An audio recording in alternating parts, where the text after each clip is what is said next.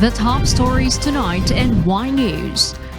China's Sinovac still the Philippines' first COVID-19 vaccine choice, according to the palace, despite bribery allegations. Hackers have stolen COVID-19 vaccine data of Pfizer BioNTech in Europe. The Department of Health discourages the use of trumpets or whistles for year-end festivities. The League of Mayors in Bulacan said it was prepared to file a protest against the NLEX management over issues on the RFID system. A trade union organizer has been arrested by cops in Quezon City.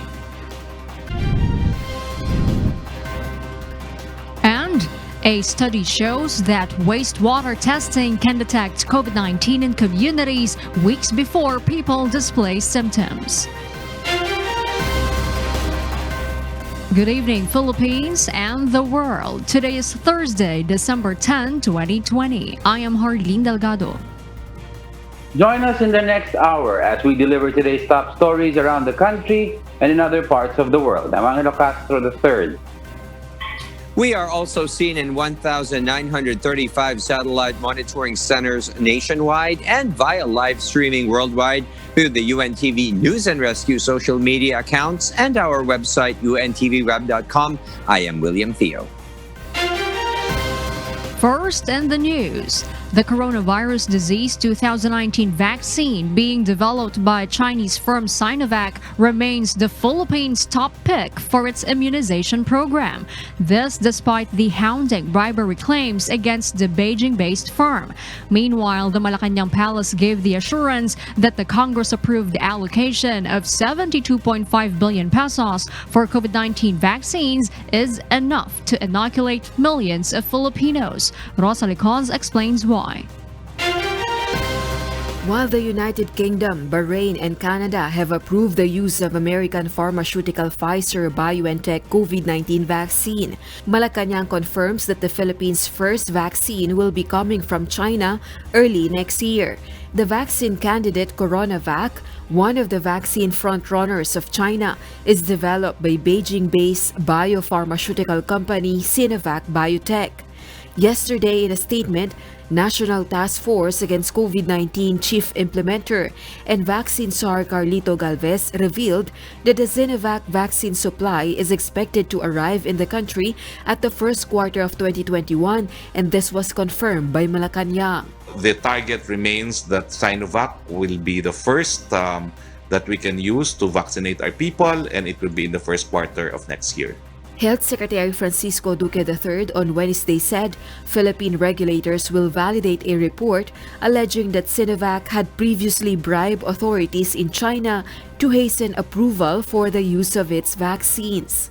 A Washington Post report said Sinovac's founder and chief executive Yin Wei-dong, in a 2016 court testimony, admitted to bribing regulatory authorities in China some $83,000 from 2002 to 2011 to fast-track the approval of its vaccines. As for the budget, the palace is confident that the 72.5 billion pesos COVID-19 vaccine funding in the 2021 national budget is enough to inoculate its million of Filipinos. Bukod pa po dyan sa na-appropriate na ng Kongreso, nandyan pa rin po yung mga pwede nating utangin na napakaliit naman ng interest rates sa mga multilateral lending agency gaya ng ADB at ng World Bank at saka doon sa mga bansa mismo na nagmamanufacture ng bakuna. Last month, Finance Secretary Carlos Dominguez III said around 73 billion pesos would be needed to vaccinate 60 million Filipinos and achieve herd immunity. This could be financed through loans and other bilateral agreements with countries that are developing vaccines, according to the cabinet official. Rosa Licos, UNTV News and Rescue. We serve the people, we give glory to God. Senate President Pro Tempore Ralph Recto and Senate Minority Leader Franklin Drilon expressed concerns over the funding for the COVID-19 vaccination program. A total of 72.5 billion pesos is allocated for the COVID-19 vaccines. The programmed funds is at 2.5 billion pesos under the Department of Health, while the 70 billion pesos is under the unprogrammed funds, which will be sourced from non-tax revenues and foreign and local loans.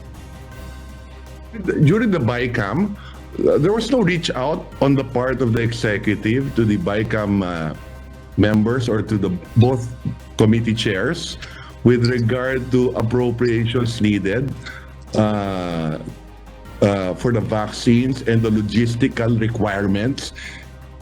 Wala po, Your Honor, but I'm sure they appreciated your efforts to put higher appropriations, Your Honor. Okay, so there is no plan. So whatever is in the 2021 budget, kumbaga, hula-hula lang. All of us are unclear how we will fund the 70 billion unprogrammed funds, because I'm sorry to say what you enumerated as excess of collection, given the pandemic, there is no excess in collection. Senate Finance Committee Chairperson Sonny Angara said the Department of Finance has already assured him that there will secure funds for the purchase of COVID-19 vaccine. Drilon further suggested to realign the 33 billion peso supposed parked funds in the Philippine International Trading Corporation. According to Angara, it will depend on the executive department on what to do with the said funds. Meanwhile, only Senator Panfilo Lacson voted against the 2021 national budget as the Senate ratified its bicameral report last night.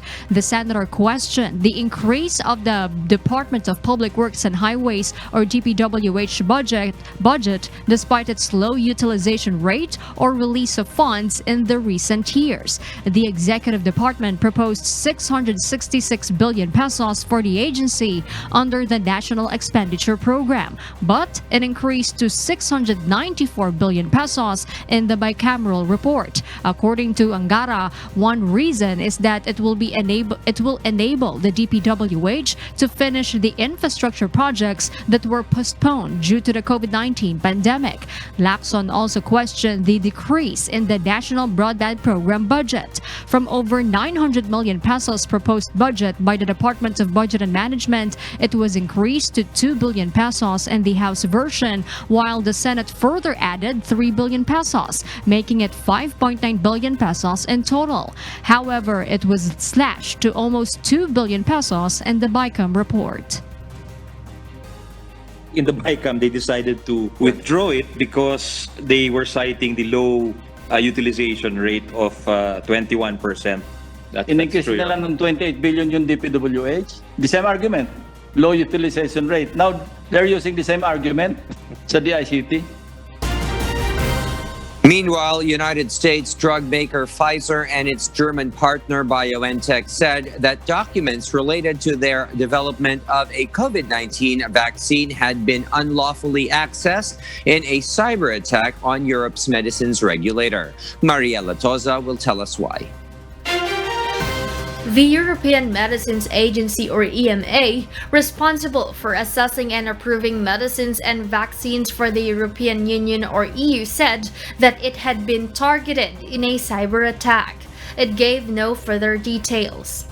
Pfizer and BioNTech said they did not believe any personal data of trial participants had been compromised, and EMA has assured us that the cyber attack will have no impact on the timeline for its review. It was not immediately clear when or how the attack took place, who was responsible, or what other information may have been compromised. A spokeswoman for BioNTech declined further comment. Pfizer did not immediately respond to a request for a further comment. The two companies said they had been informed by the EMA that the agency has been subject to a cyber attack, and that some documents relating to the regulatory submission for Pfizer and BioNTech's COVID-19 vaccine candidate had been unlawfully accessed. They also added that the no BioNTech or Pfizer systems have been breached in connection with this incident, and we are unaware that any study participants have been identified through the data being accessed. Hacking attempts against healthcare and medical organizations have intensified during the COVID-19 pandemic, but the Pfizer BioNTech vaccine is still being studied by the EU. The EMA has said it would complete its review by December 29, although it has said its schedule may be subject to change. The EMA gave few details about the attack in its earlier statement, saying only that it was investigating the incident with help from law enforcement. Hacking attempts against healthcare and medical organizations have intensified during the COVID-19 pandemic as attackers ranging from state-backed spies to cybercriminals scramble to obtain the latest information about the outbreak. The UK's National Cybersecurity Centre, meanwhile, said there was no indication the cyber attack would affect the rollout of the vaccine in the UK. Mariela Toza, UNTV News and Rescue. We serve the people, we give glory to God. The country's coronavirus tally surpassed the 445,000 mark after the DOH reported 1,383 new infections. The total number of confirmed cases stood at 445,540, of which 27,781 are still undergoing treatment or active cases. Quezon City recorded the highest number of newly announced cases with 83, Laguna followed with 75, and the city of Manila with 68. Bulacan with 65, and Davao City with 61. The latest case bulletin also showed that 133 more survivors, while 24 more have died. These pushed the tally of recoveries to 409,058 and the death count to 8,701 fatalities. Amid these significant developments on COVID-19 vaccines, the DOH reminded the public not to be complacent in adhering to health protocols as the risk of contracting the disease is still high. And for those watching us on YouTube, please click the subscribe button you see on the right side of your screen and ring the bell for notification. You may also follow us on Facebook. The Department of Health, or DOH, is discouraging the use of whistles and trumpets as noisemakers during the year-end festivities. Aiko Miguel will tell us why live. Yes, Aiko, good evening. Yes, William, good evening. The government still aims to reach zero fireworks-related injuries this year. So today, the Iwas Paputok campaign of the Department of Health pushes through amid the pandemic. But according to the DOH, William, with the threat of COVID-19, they discourage the use of horns or torotot and its like. Here is Secretary Francisco Duque III. This year, let us work together to get this number as low as possible. Maliban sa paputok, iwasan din natin ang mga paggamit ng mga torotot at mga katulad nito upang mapigilan natin ang posibleng pagkakahawa sa COVID-19 at iba pang sakit. Ang isang kakaiba ngayon, wag po tayong gagamit ng mga pangpaingay na gumagamit ng sa bibig that will cause the transfer of saliva. So, yung mga pito, yung mga torotot, bawal po ngayon yan. Kailangan nakamas pa rin tayo at nagso-social distance. William, as alternative noisemakers, the public may beat drums, blow car horns, or use various household items to make noise. But the public, on the other hand, should still wear face masks, face shields, and avoid mass gatherings. We have already definitely come a long way in our COVID-19 response as a nation. I urge you to not squander our gains. In this year's holiday season, let us continue to practice our minimum public health standards and celebrate safely. William, fireworks-related injuries last year are 35% lower compared to the same period last 2018. Firecrackers that topped as causes of injuries are Quitis, Lucis, Fountain, and Piccolo because of the existing Executive Order Number 28 or Regulation and Control of Firecrackers and other pyrotechnic devices in the country. The government just allow community fireworks display. The Department of Trade and Industry, on the other hand, advises the public that if they buy fireworks or light display, they should make sure those have approved license from DTI. Tatlo lang po as of today, as we speak, ang licensed manufacturers natin. Ito yung Tiger, Pegasus, at Dragon. So all others na makikita nyo sa merkado, ibig sabihin po, unlicensed sila at hindi dumaan sa testing ng BPS, kaya wag nyo pong bilhin because it's not going to be safe for you. President Rodrigo Duterte on Monday said he was planning to impose a total ban on firecrackers by 2021. On karaoke, DILG Secretary Eduardo Años said the IATF still studying a proposal to ban its use among those who are not from the same household. And that is the latest live. Back to you, William. Thank you. Aiko Miguel reporting live. Meanwhile, 6 new Black Hawk helicopters bought from Poland entered into service under the Armed Forces of the Philippines Modernization Program. Leia Ilagan reports why. The Philippine Air Force formally accepts into service 6 Polish-made Sikorsky S-701 Black Hawk combat utility helicopters delivered last month. The helicopters were acquired from Polish company and manufactured under license from Sikorsky USA for $241 million or 11.6 billion pesos. We got a better deal with this aircraft. Not only is the Black Hawk more powerful, carries more payload, has longer range, but we also got them at the price of the Bell 412, which is a cheaper aircraft. The first 5 S-701s were delivered to Clark Air Base last November 9, while the 6th unit arrived aboard the ship on November 27. The remaining 10 are set to be delivered to the country next year. The Philippines shifted into the purchase of the Polish-made helicopters after the contract for the acquisition of 16 combat helicopters from Canada was scrapped when it was about to be implemented in February 2018. Secretary Lorenzana said the newly acquired helicopters would help the Armed Forces of the Philippines in its operations. This aircraft would greatly help the Armed Forces' operational readiness. Equipped with the Black Hawk, our Air Force can now provide prompt and sustained day and night tactical lift, as well as combat and non-combat search and rescue operations.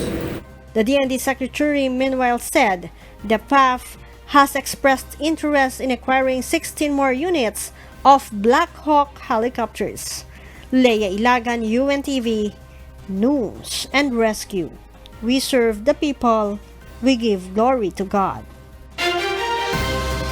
The Metropolitan Manila Development Authority, or MMDA, will resume the implementation of the truck ban starting Monday, December 14. Asher Kadapan Jr. details why. After receiving clamors from Metro Manila mayors, the Metropolitan Manila Development Authority decided to lift the suspension of the implementation of truck ban across the National Capital Region. The MMDA said the resumption of truck ban is to alleviate the heavy traffic in the metropolis this holiday season.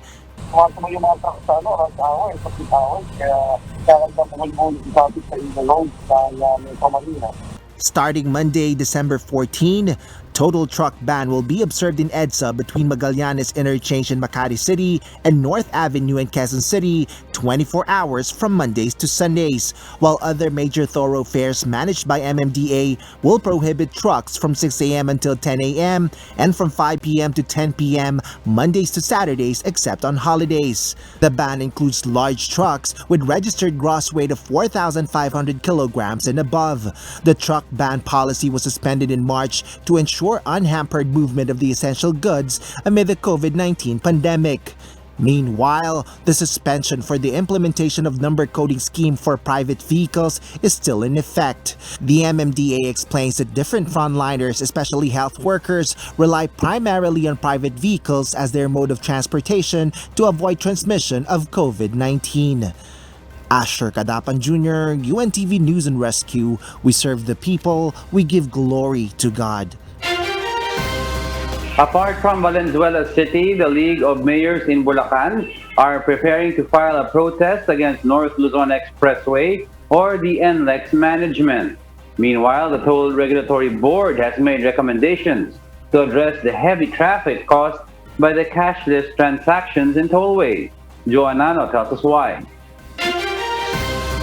The League of Municipalities in Bulacan has expressed their support over Valenzuela City Mayor Rex Gatchalian's move in suspending NLEX business permit, and as several towns in Bulacan also suffers the same traffic building up among toll plazas, slowing down the movement of goods and services in the province. The League of Bulacan local chief executives, headed by Giginto Mayor Ambrosio Cruz Jr., said that they have come up with a manifesto against NLEX Corporation, protesting for their failed implementation of the RFID system. Mayor Cruz reiterates that motorists are spending more for their diesel and commuters are suffering from delays because of the heavy traffic. I think this should be a wake-up call sa NLEX at saka sa TRB na yung system, kung hindi pa nag-work talaga, dapat wag nilang magkaroon ng strict implementation. Bigla-bigla, straight na cashless, hindi pa naman ready yung mga makina. In their latest statement, NLEX says that they are doing all their best to fix their RFID system to comply with a cashless transaction. The toll operator also said that they have submitted today their action plan with Mayor Gatchalian to resolve the problems encountered with the RFID system. They also said that they have started to reimburse those motorists who have been deducted of their RFID load as they forgot to switch off their sensors with some of the lanes in suspended toll plazas. Meanwhile, the Toll Regulatory Board laid out various recommendations on how the toll operators will provide solutions on the cashless transactions in tollways. Among these are the transfer of RFID installation and reloading sites away from the toll plazas, intensifying their campaign on the replacement of worn-out and defective RFID stickers, as well as upgrading the toll operators' hardware and software system of their RFID.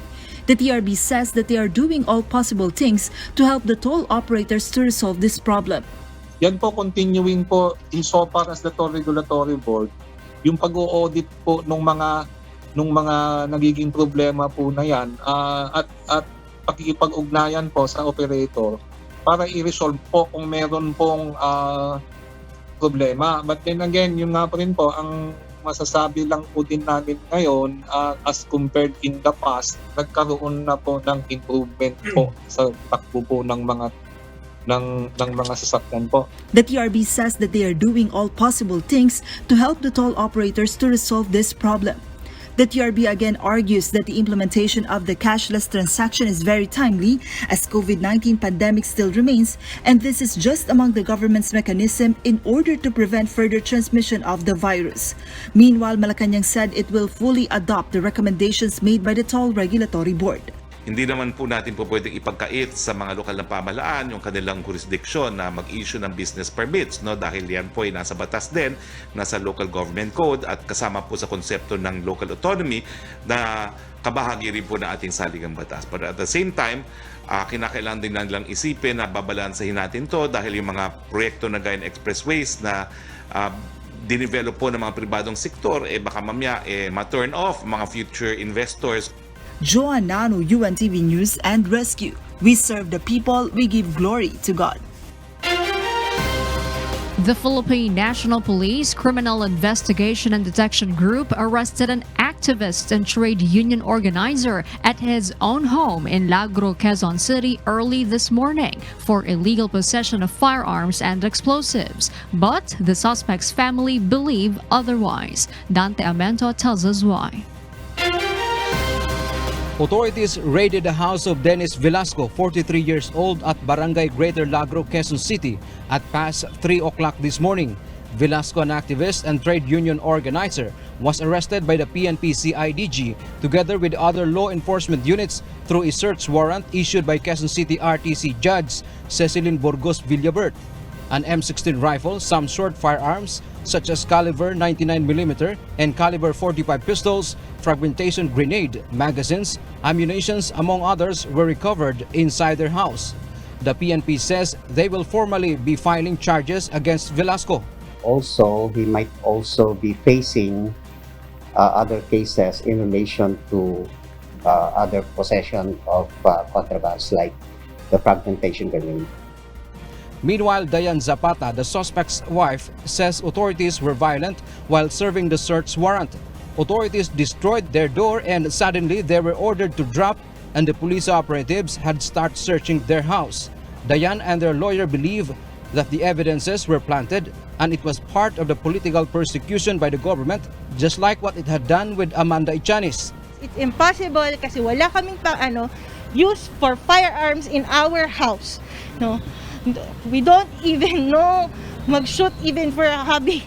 Wala kaming dahilan na magkaroon ng ganoon mga Velasco's legal counsel also plans to file case against the authorities who perpetrated the raid. Yung pag-barge in pa lang nila, yung pagsugod ng wala kang kaalam-alam at wala kang kamalay-malay, maling-mali na yon. The use of excessive force is not allowed. Only reasonable force. So kung hindi naman pumapalag yung mga tao or pinatuloy naman kayo sa bahay, bakit pa kayo maninira ng pintuan? The PNP through spokesperson Police Brigadier General L.D. Brande Usana, on the other hand, has belied the issue of planted evidences and political persecution, and they are ready to face any charges against their personnel. The family of Denis Velasco can easily file maybe a complaint against our authorities, and the PNP is open for that. But as far as our authorities are concerned, they have served the warrant accordingly with witnesses around. Dante Amento, UNTV, News and Rescue. We serve the people. We give glory to God. Several progressive lawmakers strongly oppose the multi-billion pesos worth of funds to be given to the controversial National Task Force to End Local Communist Armed Conflict next year. Ray Pelayo will tell us why.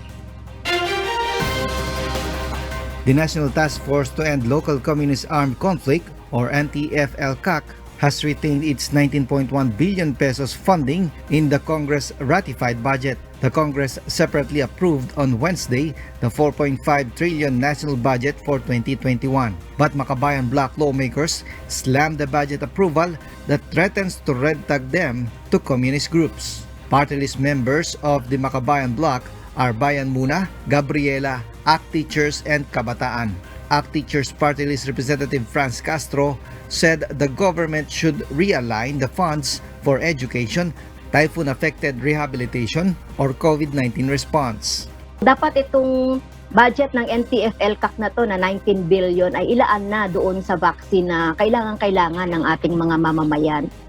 Last Monday, the Kabataan Party List filed an administrative complaint to the Office of the Ombudsman against DILG Secretary Eduardo Año, Defense Secretary Delfin Lorenzana, National Security Advisor Hermogenes Esperon Jr., and Lieutenant General Antonio Parlada Jr. The party list legal counsel, Attorney Tony Laviña, said that there should be a law against red tagging, especially that there is no concrete evidence to support the allegations. Red tagging is not only wrong, it is dangerous.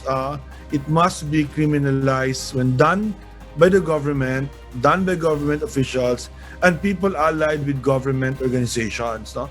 At lalo na pag ginagamit yung pera ng gobyerno. DILG Secretary Eduardo Año defended in the previous budget hearings that the fund for NTF-LCAC will benefit the villages which were affected by the insurgencies due to the lack of social services and programs from the national government. Ray Pelayo, UNTV News and Rescue. We serve the people. We give glory to God. For those watching us on YouTube, please click the subscribe button you see on the right side of your screen and ring the bell for notification. You may also follow us on Facebook. The Department of Trade and Industry, or DTI, is planning to create a guideline to grant discounts for senior citizens and persons with disabilities using third-party delivery services. Ray Palayo will tell us why. The National Council on Disability Affairs, or NCDA, noted the increase of complaints against a third-party delivery service who are depriving persons with disabilities, or PWDs, of discount benefits. NCDA Executive Director Emer Rojas said that the PWDs were able to avail discounts when buying online directly to restaurants and fast food chain. He adds that persons with disabilities opt to buy online due to the pandemic. Sa mga third party na wala naman silang kinalaman sa mga tindahan mismo ay nagkakaproblema po tayo. Attorney Vic Nimagi Laban Consumer noted the necessity of issuing guidelines. Kailangan po ng implementing guidelines para ang mga senior citizen at persons with disability ay makapag-avail ng kanilang senior citizen discount and privileges pag online shopping. The Department of Trade and Industry will conduct consultation to make a fair mechanism for both merchants and consumers even if a third party is involved. In the meantime, yung mga consumers natin na senior or persons with disability, baka pwede nilang dumiretso muna sa merchant mismo para makabili sila ng kanilang kailangan instead of passing through a third-party operator to make sure na makakuha sila ng discount. NCDA meanwhile suggests O doon sa mga third party, kung mapapakita na yung ID at maipakita sa cellphone yung ID ganyan, ay dapat i-honor na naman nila total. Pagka dineliver yan, makikita rin nung third party delivery services na kung yung umorder ay siya. Pero kung halimbawa may kapansana na hindi makalabas ng bahay, siguro naman nandun siya sa pintana at pwede siya magpakita na, oy, ako yan. NCDA noted that the 32% discounts for persons with disabilities will help them especially during pandemic. Ray Pilayo, UNTV News and Rescue. We serve the people. We give glory to God.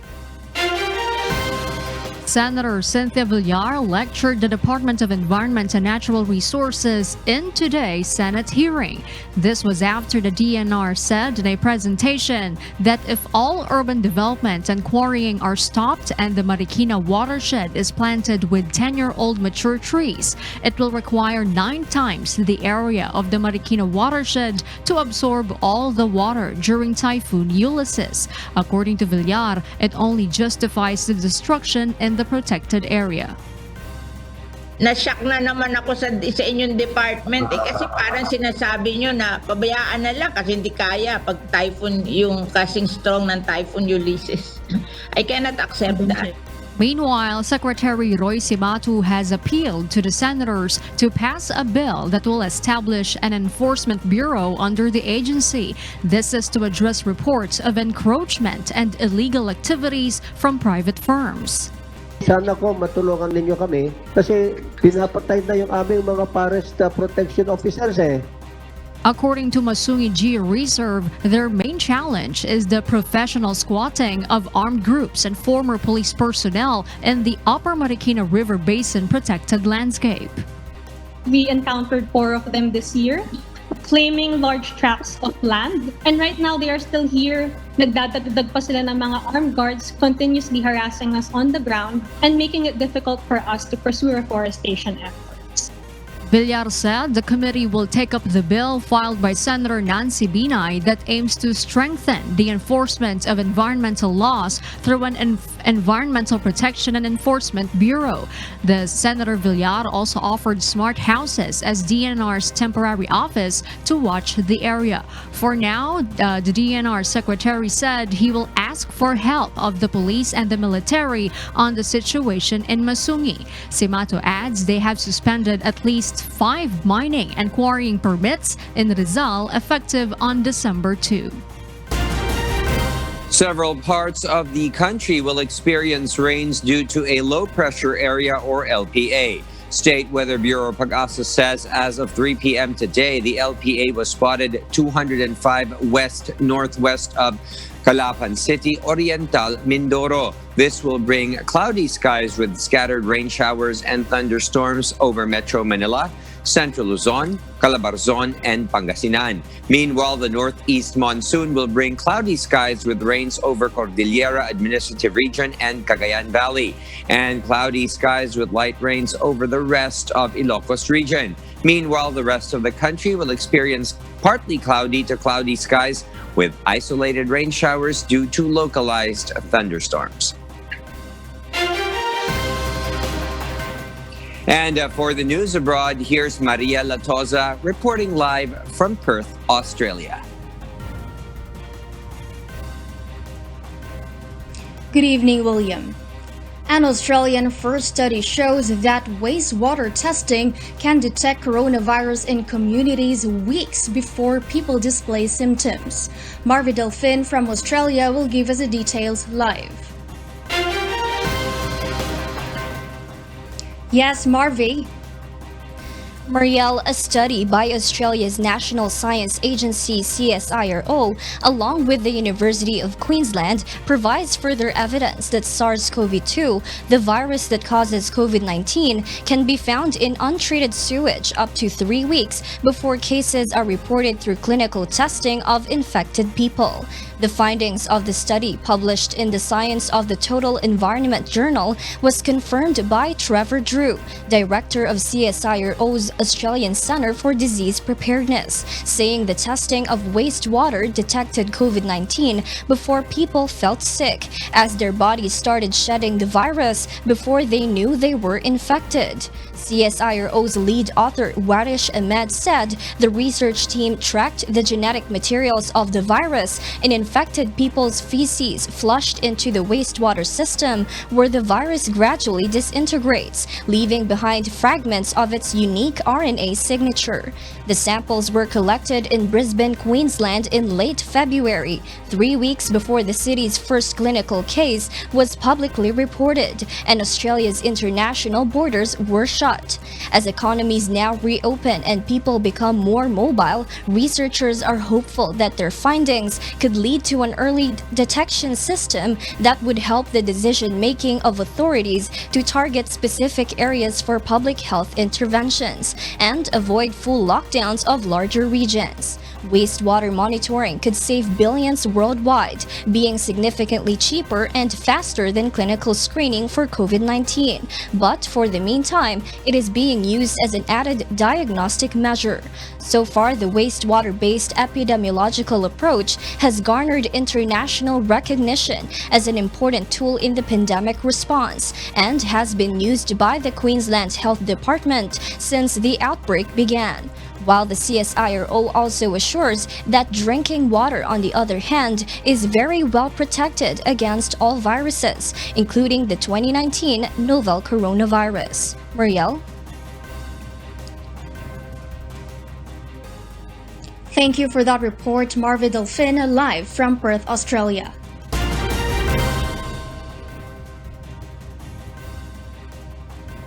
Meanwhile, a majority of COVID-19 infections in Myanmar were caused by a strain different from that which spread in Wuhan last year. Charis Longboan will tell us why live. Yes, Charis, good evening. Good evening, Marielle. D614 is the original COVID-19 strain that spread in Wuhan last year, while the strain found in around 60% of COVID-19 infections in Myanmar is G614, according to Dr. Prasit Watanapa, Faculty of Medicine Dean at Sirirat Hospital in Thailand. He also said that the spread of G614 strain is 20% faster than D614 from Wuhan, and as this strain spreads faster, needed response has to be faster as well. G614 is the same strain which is dominant now in COVID-19 infections in Western countries. Dr. Prasit warned that people cannot be complacent because of the vaccine rollout, as Thailand will have it at mid-2021, and hiding information will worsen the COVID-19 situation. Marielle? Therese, are there any statement given by the Thai government with regard to the COVID-19 transmission cases caused by those who entered Thailand by illegally crossing the border from Myanmar? Mariel, according to Disease Control Department Director General Dr. Opas Kankawinpong, there are a total of 46 COVID-19 cases related to the returnees from Myanmar, and all of them are either in state quarantine facilities or treated at hospitals. He also said that the COVID-19 outbreak caused by this is under control. Mariel? All right, thank you for that report, Therese, live from Thailand. Strange and mysterious monoliths still remain to appear in different areas of the world, making people suspect of their questionable appearances and sudden disappearances. Early Briones will tell us why live. Yes, Early, go ahead. Mariel, the shiny pillars that have caught the attention of the people still continue to be spotted around the world. Many people are intrigued, speculating where they originated from and how they came to be, comparing them also with the monolith structures in the film 2001: Space Odyssey, released in 1968. Since then, new discoveries of the conspicuous monoliths have been found. Recently, one spotted in a potato field in East Flanders, Belgium. However, this monolith was strangely removed in less than 2 days of its appearance. Another replication of the strange pillars have also been discovered in Baasrode, a town close to Dendermonde, Belgium, where it was placed on a field. Aside from this, more monoliths have been spotted, one in the village of Spain, Ayon, where it was said to be found in a church ruin, and another in the town of Sulzbach, Germany. Still, many theories are being made with speculations of these monoliths being from outer space, and another theory that upcoming a new wave of artists are responsible for this. Holger Klink, a resident of Sulzbach, Germany, disagrees with the outer space theory, considering the monoliths are mundane and earthly, as the one in Germany had a wooden interior. This outer space theory is also contested by designer Tom Danforth from West Sussex, as he himself claims that the monolith on Compton Beach, Isle of Wight, was his creation. He stated that his intention for erecting this shiny pillar on Sunday morning was just for fun. This pillar has garnered so many intrigued people that rangers were tasked to observe the scene to avoid overcrowding the area. Danford told reporters that he will keep the monolith on the beach for a few more days so that more people can witness the craze. Marielle?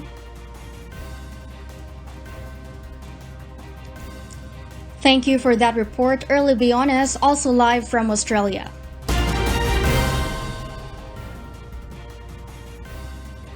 And those are the reasons behind the news here in Australia and in other parts of the globe. Back to you, William. Thank you, Mariela Toza, live from Perth, Australia. And those are the reasons behind the news, December 10, 2020. I am Harleen Delgado. Reasons we deliver to you as they unfold. I'm Angelo Castro III. Because we need to know, we will always ask why. I am William Theo. We serve the people. We give glory to God.